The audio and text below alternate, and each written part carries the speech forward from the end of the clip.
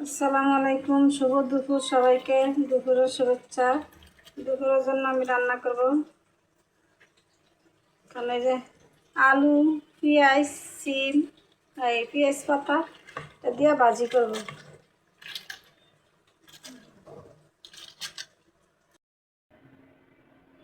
বিসমিল্লাহ, দিয়ে দিলাম তেল ভাজিটা করার জন্য।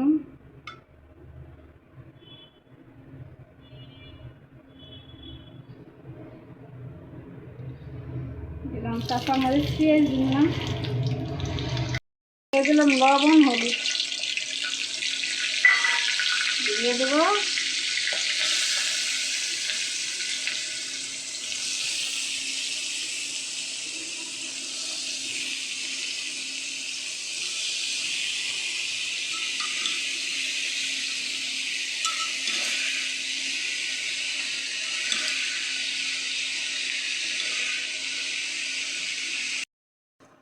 তো ভাজি বসায় দিছি।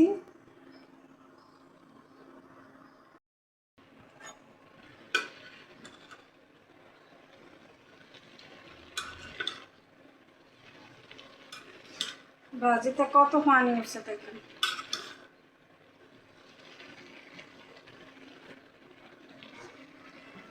ভাজি হয়ে গেছে, এখন ধনিয়া পাতা দিয়ে একটু 10-5 মিনিট রাখবো, তারপরে ভাজিটা নামাই ফেলবো।